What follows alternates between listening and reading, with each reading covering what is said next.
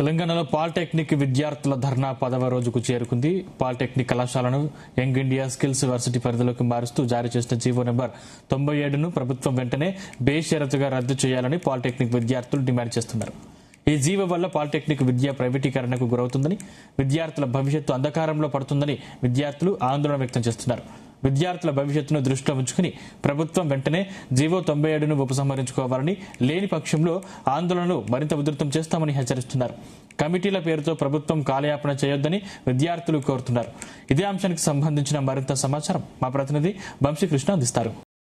Polytechnic విద్యార్థుల పోరాటం 10వ రోజుకు చేరుకుంది. జీవో నెంబర్ 97ని రద్దు చేయాలని డిమాండ్ చేస్తూ ఉన్నారు. మనం విద్యార్థులతోనే మాట్లాడదాం. చెప్పమ్మా. జీవో 97 అనేది రద్దు చేయాలి. ఎందుకు అనంటే మాకు నెక్స్ట్ శక్తి స్కీమ్ వల్ల యూజ్ ఏం లేదు, అన్ని డిసడ్వాంటేజెసే. బీటెక్లో లాటరల్ ఎంట్రీస్ మంత్రి వివేక్ గారు ఏమని చెప్పారు, బీటెక్లో లాటరల్ ఎంట్రీస్ ఉంటాయని చెప్పారు. కానీ బీటెక్లో ఎట్లాంటి లాటరల్ ఎంట్రీస్ లేవు. వాళ్ళు మాకు జస్ట్ మాట రూపంగానే చెప్పారు, కానీ డాక్యుమెంట్ రిటర్నేషన్ కానీ అలాంటివి ఏం చెప్పలేరు. రేవంత్ రెడ్డి గారిని మేము ఏం అడుగుతున్నామంటే, మీరు కూడా డిప్లొమా చదివే వచ్చారు కదా, మీకు తెలియదా శక్తి స్కీమ్ ఎలా ఉంటుందో, శక్తి స్కీమ్ వల్ల మాకు ఎన్ని డిసడ్వాంటేజెస్ ఉంటాయో మీకు తెలియదా? అండ్ మళ్ళీ ఇంకొకటి ఏం అడుగుతున్నాము అని అంటే, మిమ్మల్ని మేము మీ భూములు అడుగుతలే, మీ జాగాలు అడుగుతాం, జస్ట్ మా రైట్స్ మేము అడుగుతున్నాం. మాకు మా చదువు కావాలి, మాకు మా చదువే కావాలి, అవి మేము అడుగుతున్నాం. మిమ్మల్ని మేము ఇంకో ఏదో అడుగుతలేం కదా, జస్ట్ మా ఈ కోర్స్ ఏదైతే ఉందో అది కంటిన్యూ చేయాలి. డిప్లొమా తర్వాత మాకు మంచి ఫ్యూచర్ లేదు. బీటెక్లో లాటరల్ ఎంట్రీస్ ఇస్తామని అంటున్నారు, మంత్రి వివేక్ గారు చెప్పారు. ఓకే, మేము దానికి ఒప్పుకుంటాం. కానీ మీరు డాక్యుమెంట్ ప్రూఫ్ కూడా మాకు చెప్పలేదు. డాక్యుమెంట్ ప్రూఫ్స్ కూడా ఏం లేవు. మీరు ఓకే మేము ఇది శాంక్షన్ చేస్తున్నామని, దాని తర్వాత మీరు స్కిల్స్ నేర్పిస్తున్నాం, అవి మీకు మంచిది అంటారు. ఓకే, మీకు మంచిదే, కరెక్టే. కానీ ఆ స్కిల్స్ దేనికి యూజ్ అవుతాయి? మేము లేబర్స్ లాగా పనిచేయడానికి యూజ్ అవుతాయి. కానీ మాకు లేబర్స్ లాగా వద్దు. మాకు ఇటు ల్యాబ్ ప్రాక్టికల్స్ కావాలి, థియరీ పార్ట్ కావాలి, అన్నీ కావాలి. సో మేము ఈ వైఐఎస్యూలో మీరు డిప్లొమాని ఇంక్లూడ్ చేద్దామని అనుకుంటున్నారు. నాన్ ఐటీఎన్స్ తోటి మమ్మల్ని కంపేర్ చేద్దామని అనుకుంటున్నారు. వాళ్ళతో కంపేర్ చేసి ఇక మరి డిప్లొమా కోర్స్ ఎందుకు? మీరు కూడా డిప్లొమా చదివేసారు. అండ్ మళ్ళీ మీరు గతంలో ఒక మాట అన్నారు, డిప్లొమా అంటే క్రిమినల్ వేస్ట్ అని. ఎవరు సార్ క్రిమినల్ వేస్ట్? మేమా క్రిమినల్ వేస్ట్? మీరు కూడా డిప్లొమా చదివేసారు, అయితే మీరు కూడా క్రిమినల్సేనా? మీరు కూడా క్రిమినల్ వేస్టే కదా. మేము వాయిస్ రేజ్ చేస్తున్నాం, మిమ్మల్ని గవర్నమెంట్ని క్వశ్చన్ చేసాం. గత 10 days నుంచి మేము ప్రొటెస్ట్ స్టార్ట్ చేసినాం. ఆ 10 days నుంచి మీ ప్రభుత్వం నుంచి ఒక రెస్పాన్స్ కూడా మాకు రావట్లేదు. క్రిమినల్ వేస్ట్ ఎవరు? మేమా క్రిమినల్ వేస్ట్? మీరు ఇప్పుడు ఏవైతే యూజ్ చేస్తారో, ఏవైతే ప్రోడక్ట్స్ యూజ్ చేస్తున్నారో అవా క్రిమినల్ వేస్ట్. మేము క్రిమినల్ వేస్ట్ అయితే డిప్లొమా చదివి వచ్చినా మీరు కూడా క్రిమినల్సే. మీరు కూడా క్రిమినల్ వేస్టే, అయితే మీరు కూడా క్రిమినల్ వేస్ట్ కిందికి వస్తారు. మీరు డిప్లొమా చదివే కదా సార్ సీఎం పొజిషన్కి వెళ్ళింది, డిప్లొమా చదివే కదా అంత మంచి పొజిషన్కి వెళ్ళింది. సరే సార్, రేపు మీరు ఆఫ్టర్ 5 years తర్వాత, ఇప్పుడు ఇంకొక 2 years మీరు రూలింగ్ పార్టీలో ఉంటారు, దాని తర్వాత మీరు ఉండలేరు. మీరు ఒక గ్యారెంటీ. 10 రోజుల నుంచి పోరాటం చేస్తూ ఉన్నారు. మీరు బయటకు వెళ్ళాలని, ముట్టడి చేయాలని కూడా ప్రయత్నం చేశారు. మీకు ఎలాంటి ఇబ్బందులు ఉన్నాయి? 10 రోజుల నుంచి చేస్తున్నారు కదా, ఎందుకంటే 10th అయిపోగానే మీరు బయటకు వచ్చేసారు, ఒకేసారి ధర్నాలకు దిగారు. మీ ఇంట్లో పేరెంట్స్ ఏమంటున్నారు? సార్, పేరెంట్స్కి కూడా బాధనే కదా సార్, ఎందుకంటే అంత కష్టపడి మమ్మల్ని వాళ్ళు కూలీనాలు చేసి మమ్మల్ని ఇంత కష్టపడి డిప్లొమా కోర్సులో జాయిన్ చేసింది ఎందుకు? మేము చదువుకోవడం. పేరెంట్స్ మేము బాధ, అటు మీరు పేరెంట్స్ని బాధ పెడుతూ మమ్మల్ని బాధ పెడుతూ, దట్టు మళ్ళీ 10 days నుంచి మేము ప్రొటెస్ట్ స్టార్ట్ చేసినాము. మైనర్ల మీదకి లాఠీ చార్జ్. అసలు మైనర్ల మీదకి లాఠీ చార్జ్ ఎందుకు చేస్తున్నారని మేము మళ్ళీ రిటర్న్ అడిగితే, మీ రైట్స్ మళ్ళీ పోలీసు వాళ్ళు మమ్మల్ని ఏమంటున్నారు, మీ రైట్స్ గురించి మీరు తీస్తున్నారు, మా రైట్స్ గురించి మేము తీయాలి. మమ్మల్ని ఎందుకు సార్ బెదిరిస్తున్నారు? దాంతో నువ్వు చెప్పమ్మా. ప్రాబ్లమ్స్ అంటే మాకు ఎస్బీతే తీసేసి శక్తి పెట్టి మాకు చాలా ప్రాబ్లమ్స్ అవుతున్నాయి. దానివల్ల ఇప్పుడు మేము 3 years మేము డిప్లొమా చేసి కూడా మళ్ళీ మాకు ఈసెట్ తీసేస్తే మళ్ళీ మేము ఎంసెట్ రాయాల్సింది అవుతుంది. దానివల్ల మేము 3 years చేసి కూడా వేస్ట్ అవుతుంది. మళ్ళీ మేము 2 years ఏదైతే ఇంత ఉందో మళ్ళీ అది చేసి మళ్ళీ మేము ఎంసెట్ రాయాలంటే అప్పుడు మాకు ఆల్రెడీ 3 years మాకు అట్లా లాస్ కిందకే వస్తుంది కదా. దానివల్ల మాకు జాబ్ ఆపర్చునిటీగా మాకు సరిగ్గా లేవు. ఇప్పుడు ఒకళ్ళు మాకు ఈసెట్ కూడా మొత్తానికే తీసేస్తే మాకు ముందుకెళ్ళి మేము జాబ్ చేయాలన్నా కూడా దానికి మాకు చాలా కష్టం అవుతుంది. అదే కాకుండా దీనికోసం మేము మాట్లాడుతున్నా కూడా మమ్మల్ని మాట్లాడనివ్వకుండా మమ్మల్ని ఆపేస్తున్నారు. మేము ప్రొటెస్ట్ చేద్దామని చెప్పి మేము కాలేజ్ నుంచి మనం బయటికి కూడా అనిస్తలేదు పోలీసు. అక్కడికి వచ్చి అక్కడే కూర్చుంటున్నారు. ఏమన్నా అంటే మా ఫోన్స్ తీసేసుకోవాలి. వాళ్ళు మమ్మల్ని కొట్టినందుకు మేము వాళ్ళని వీడియోస్ తీస్తుంటే వాళ్ళు మా ఫోన్స్ తీసేసుకుంటున్నారు. మా ఫోన్స్ తీసేసుకొని మమ్మల్ని బెదిరిస్తున్నారు. మా నెంబర్స్ తీసుకొని మేము పేరెంట్స్కి ఫోన్ చేస్తాం, అది ఇది అని చెప్పి అంటున్నారు. మేము ఏం తప్పు అయితే ఏం చేస్తలేము కదా, మా రైట్స్ గురించి మేము మాట్లాడుతున్నాం. దాన్ని మాట్లాడినందుకు కూడా మీరు ఎందుకు ఇట్లా చేస్తారు? పోలీసులు కొట్టారు అంటే బాయ్స్ని కొట్టారు, గర్ల్స్ పైన చెయ్యి వెయ్యబోయారు కానీ బాయ్స్ వచ్చి ఆపేశారు. నువ్వు చెప్పమ్మా. అంటే నేను పాలిటెక్నిక్ స్టూడెంట్ అంటే డిప్లొమా కోసమే వచ్చాను, కానీ ఐఎమ్ స్పోర్ట్స్ స్టూడెంట్ అనమాట. నేనంటే ఒక గిల్ట్ అంటే లెదర్ కాలేజ్ నుంచి వచ్చాను. సో ఏమిటంటే ప్రాబ్లం, నేను 3 years చదవడానికి వచ్చాను కానీ చూస్తుంటే ఫ్యూచర్ లేకుండా అయిపోతుంది. 3 years కూర్చొని చదివి ఇంటర్ కన్నా 1 year ఎక్కువ ఎందుకు? వాళ్ళకన్నా మాకు ఉంది సార్, మాకు కూడా టాలెంట్ ఉంది, మమ్మల్ని కూడా గమనించండి. మేము ఇక్కడ ఎగ్జామ్స్ రాసి వచ్చి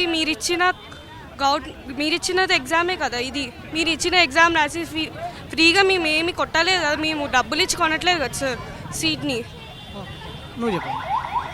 ఇప్పుడు డిప్లొమాని శక్తిలో ఎందుకు కలుపుతున్నారో ఒక ప్రాపర్ రీజన్ లేదు. సరే స్కిల్స్ డెవలప్ చేయాలి అంటున్నారు, ఎక్కడ మా డిప్లొమాలోనే చేయొచ్చు కదా స్కిల్స్ డెవలప్ చేసేది ఉంటే. ఇప్పుడు మా డిప్లొమాలోనే వేరే ఎక్స్ట్రా యాక్టివిటీస్ని కలిపి చేయొచ్చు. సార్ స్టూడెంట్స్ అనుకుంటే బయటికి రావడం జస్ట్ ఒక ఫ్రాక్షన్ ఆఫ్ మినిట్స్లో అయిపోతుంది. మేము ప్రొటెస్ట్ ఇట్లా కాలేజ్ లోపల శాంతియుతంగా వేస్తున్నాం కాబట్టి ఇట్లుంది. సపోజ్ 1 స్టూడెంట్స్ అందరూ బయటికి వచ్చిర్రనుకో, లైక్ ప్రభుత్వాలు ఏంటి అన్నీ కూలిపోతాయి. సో స్టూడెంట్స్ పవర్ చూసుకొని వాళ్ళు ఏదైనా చేయాలి. చేసే ముందు 2 months ముందే వాళ్ళు చేసి ఇవన్నీ చేసి అసలు ఏం యూజెస్ చెప్పట్లేదు, పెడుతున్నారు. కమిటీ ఫామ్ చేసారు, దేనికి కమిటీ ఫామ్ చేశారు? ఆ కమిటీ ఇప్పుడు మళ్ళీ 1 month, మాకు ఎగ్జామ్స్ ఉన్నాయి నెక్స్ట్ మంత్ ఎగ్జామ్స్ ఉన్నాయి, చదువుకోవాలి, సిలబస్ జరగట్లేదు. 10 days నుండి మేము ఇక్కడనే ప్రొటెస్ట్ చేసుకుంటా, ఎండలో వానలో తడుచుకుంటా ప్రొటెస్ట్ చేస్తున్నామంటే మా పేరెంట్స్కి బాధే. ఇక్కడ చదువు పోతుంది, ఇక్కడ మేము కష్టపడుతున్నాం. వాళ్ళంత కష్టపడి మమ్మల్ని ఇక్కడి వరకు పంపించారంటే వాళ్ళు ఎంత చేస్తున్నారో అర్థం చేసుకోవాలి. మీరు చెప్పండి పేరు. సార్ మాకు ఒక బేసిక్ ఇంజనీరింగ్ స్టూడెంట్స్ని పట్టుకొని ఒక లేబర్స్ కిందికి మార్చడం ఇది చాలా పెద్ద ఈ సార్ స్కామ్. ఈ స్కామ్ని ఎలా రేవంత్ రెడ్డి ఎలా స్పందిస్తుండంటే, వాళ్ళ భూమిలో ఈ స్కిల్ యూనివర్సిటీ మెయిన్ సెంటర్ ఏడ పెడుతున్నారు అంటే వాళ్ళ భూమిలు ఎక్కడైతే మెయిన్ బ్రాంచెస్ కాడ ఉన్నాయో ఆ సెంటర్ ఆడ పెడుతురు సార్. ఎందుకంటే వాళ్ళ భూమికి డిమాండ్ పెరగాలని.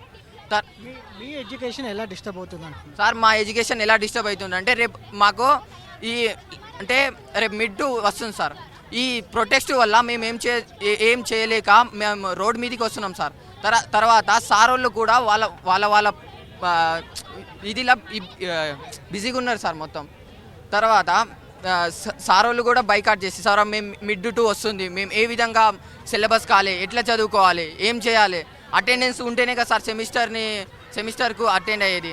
అటెండెన్స్ లేకుండా మేము క్లాస్లు బైకాట్ చేసుకుంటే ఎన్ని రోజులు సార్ ఇలా మేము చేసేది? నువ్వు చెప్పమ్మా. అదేవిధంగా మేము చెప్పాలనుకునేది ఏంటంటే, నా పేరు రేవంత్ కుమార్, నేను GILT 2nd year స్టూడెంట్ని. ఇవాళ ఈరోజు వరకు ఈ పోరాటం జరగడానికి కారణం అయితే రేవంత్ రెడ్డి గారే. ముఖ్యంగా చెప్పాలంటే మన ఎడ్యుకేషనల్ మినిస్టర్ అండ్ సీఎం అయిన మన రేవంత్ రెడ్డి గారి వల్ల ఇవాళ పాలిటెక్నిక్ సంస్థలన్నీ తప్పుదోవ పట్టడం జరిగింది. వీళ్ళు మొదలుపెట్టిన ఏదైతే ఈ YISU young India skill university అనేది ఉందో దానివల్ల పాలిటెక్నిక్లకి ఎలాంటి ఫలితం అనేది లేదు, చాలా నష్టాలు కూడా ఉన్నాయి. దానికి సంబంధించిన తర్వాత డాక్యుమెంట్లు కూడా మా దగ్గర ఉన్నాయి. ఇవాళ ఇలా డాక్యుమెంట్లో చూసుకున్నట్టయితే ఈ YISU young India skill university అనేది PPP మోడ్లో ఉంది, పబ్లిక్ ప్రైవేట్ పార్ట్నర్షిప్.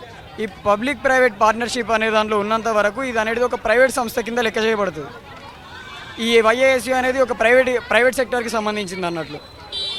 దీంట్లో మా పాలిటెక్నిక్లు ఉన్నంత కాలం ఏమవుతుందని అంటే, ఇది ప్రైవేట్ సెక్టర్లో అవి ఎలా అంటే వాళ్ళు ఇష్టపూర్వకంగా ఫీజులు పెంచడం కానీ, వాళ్ళు ఇష్టపూర్వకంగా రూల్స్ అనేవి మార్చుకోవడం కానీ, వాళ్ళు ఇష్టపూర్వకంగా వాళ్ళకి సంబంధించినవి చేసుకోవడం కానీ జరుగుతుంది. అదేవిధంగా దీంట్లో section 44 transfer of government institutes and assets to the university అని చెప్పి మన రేవంత్ రెడ్డి గారు రిలీజ్ చేసిన ఈ జియో 97లో డాక్యుమెంట్లోనే నెంబర్ 44లో ప్రాపర్గా ఉండడం జరిగింది. దీని అర్థం ఏంటంటే, ఈ యూనివర్సిటీ ఇంప్లిమెంట్ అయిన ఈ పీరియడ్లో ఇది ఎప్పుడైతే ఈ 2-3 years వరకు కూడా మా పాలిటెక్నిక్ అసెట్స్ అన్నీ కూడా ప్రైవేట్ సెక్టార్కి సంబంధించి ఉండిపోతాయి అన్నట్టు. దీని మీద ఈ పాలిటెక్నిక్ అసెట్స్ మీద కూడా పూర్తిగా ప్రైవేట్ అధికారుల అధికారం అయితే ఉండబోతుంది దీని మీద. ఈ మధ్యలో నువ్వు చెప్పు. సార్ యాక్చువల్లీ ఇప్పుడు PPP mode sir. PPP mode అంటే పబ్లిక్ ప్రైవేట్ పార్ట్నర్షిప్. అదొక ప్రైవేట్ పార్ట్నర్షిప్. మొత్తం మా గవర్నమెంట్ ఇన్స్టిట్యూషన్స్ని అన్నింటినీ తీసుకువెళ్ళి ప్రైవేట్ వాళ్ళ చేతిలో పెడుతున్నారు. మా ల్యాండ్స్ని అన్నింటినీ వాటి రేపు గవర్నమెంట్ అది మహీంద్రా కంపెనీస్ ఎగ్జాంపుల్గా తీసుకుంటే వాళ్ళు మా భూముల్ని అమ్ముకోవచ్చు. ఇప్పుడు దీన్ని ఏ విధంగా వారు బ్యాంక్లో మా ప్రాపర్టీస్ అన్ని పెట్టి వాళ్ళు లోన్ తీసుకోవచ్చు, ఏమైనా తీసుకోవచ్చు. సో దీన్ని కమర్షియల్ చేసుకోవచ్చు, వాళ్ళు ఏమైనా చేసుకోవచ్చు. ఇదనేది సెక్షన్ 38 క్లియర్ మెన్షన్ చేసింది. దీనివల్ల ఇప్పుడు మాకు ఫర్దర్గా చాలా ప్రాబ్లమ్స్ వస్తాయి. ఇంకోటి ఏంటంటే అప్పుడు ప్రైవేట్ కంపెనీస్ వాళ్ళకి ఎలాంటి లాస్ వచ్చినా వాళ్ళు స్టెప్ బ్యాక్ అయ్యే ఛాన్స్ కూడా ఉంది. ఇది కూడా సెక్షన్లో క్లియర్ మెన్షన్ చేసింది వాళ్ళు పాస్ చేసిన జియోలో. వాళ్ళు ఒకవేళ వాళ్ళకి ఫ్యూచర్లో లాస్ వస్తే ఇష్టం వచ్చినట్టు ఫీజు పెంచుకోవచ్చు. అండ్ మా దగ్గర నుంచి ఎక్కువ ఎగ్జామ్ ఫీ అంటూ, హాస్టల్ ఫీ అంటూ లక్షలు కలెక్ట్ చేసుకోవచ్చు. ఇలాంటి చాలా ఉన్నాయి.